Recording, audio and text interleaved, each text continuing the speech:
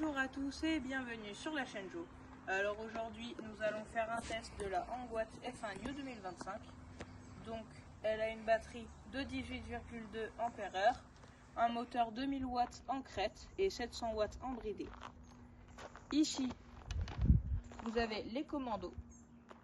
Donc pour allumer l'écran, vous avez à présenter un petit badge. Vous appuyez une fois ici. Voilà. Donc elle s'allume. L'écran n'est pas très lumineux, hein, surtout avec le soleil qu'on a en pleine face. Donc voilà. Vous avez le petit klaxon ici, qui est pas trop mal. Vous avez les clignotants. Voilà. Ici. Ensuite, vous avez le plus et le moins pour mettre différents modes. 2, 3, 4, 5. Vous avez D et S pour soit qu'elle démarre en S, voilà, soit en D pour qu'elle démarre. Oula, j'ai mal appuyé. En D qu'elle démarre plus. Vous avez également les LED ici, donc je sais pas si on va bien les voir, mais elles s'allument ici, derrière et devant. Voilà. Vous avez également le nombre de kilomètres ici. Donc là, en trip, c'est le nombre de kilomètres que vous avez fait au cours de votre utilisation de la trottinette quand vous la désactivez. Et au dos, c'est l'utilisation de la trottinette quand vous l'avez déballée depuis que vous l'utilisez. Voilà. Ensuite, vous appuyez 2-3 secondes ici. Voilà. Ça vous affiche les paramètres. Donc par exemple, si vous allez sur P5, vous pouvez la débrider. Donc là, elle est à 85%. Mais si je veux la débrider réellement, j'appuie sur le plus ou sur le moins. Voilà, 100%. Et je réappuie ici pour revenir à l'écran principal. Et là, normalement, elle va à... Attendez.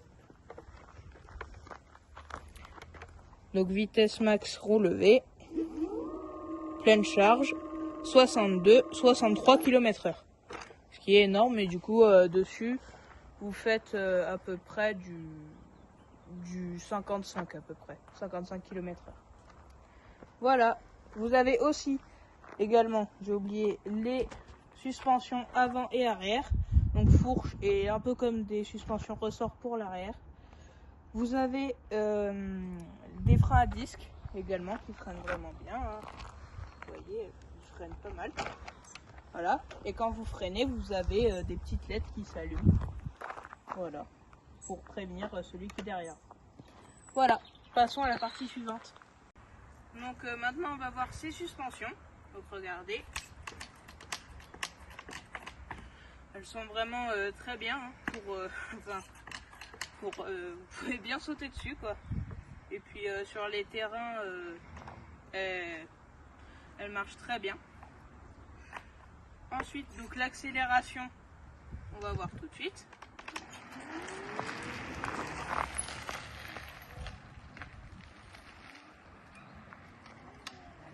Donc là, franchement, l'accélération est très bonne. Donc là, c'est 1000 watts, hein, je l'ai mis en débridé.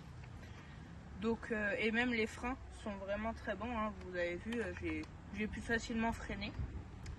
Voilà. Passons à la partie suivante. Donc voilà. Ensuite, donc pour la plier, le système de pliage.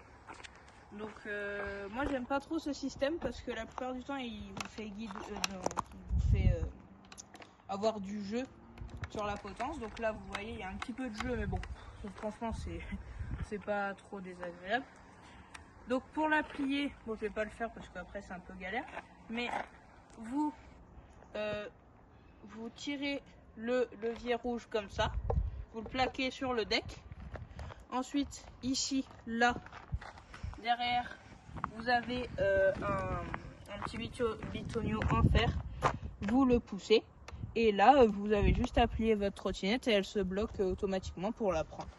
Il faut savoir qu'elle fait 27 kg, donc si vous habitez en ville, 3e étage par exemple, c'est un peu compliqué. Mais sinon, c'est vraiment très, très pratique. Le système de pliage est pas trop mal.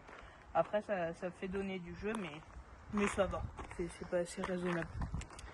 Après, donc vous avez des roues 10 pouces. Voilà. Ils sont pas mal. Donc c'est des roues tout terrain. Et vous avez un très bon cale-pied aussi qui permet de mettre tout votre pied. Voilà, passons à la partie suivante. Donc, en conclusion, cette trottinette est vraiment très bien si vous habitez à la campagne. Si vous habitez en ville, c'est bien, mais ça va être assez lourd, surtout si vous habitez dans des bâtiments, ça va être assez lourd à porter. Mais sinon, elle est vraiment très bien. J'ai oublié de vous parler aussi de la vitesse maximale débridée, mais avec tous les modes.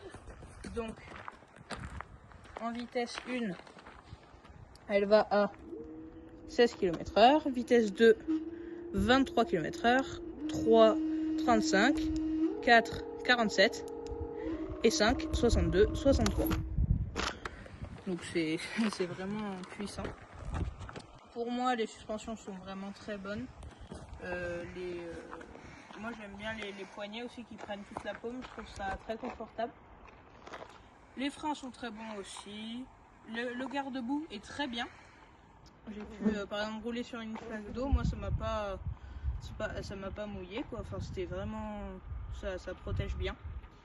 Après, qu'est-ce que je peux dire, la béquille est très robuste, contrairement à certaines Kirin ou certaines Dualtron où elle est toute petite. Là, voilà quoi. Mais, voilà, elle est vraiment très bien. Et esthétiquement, je trouve qu'elle est assez belle. Franchement, elle a un design plutôt sympa avec les petites LED là sur les côtés. Je trouve ça sympa.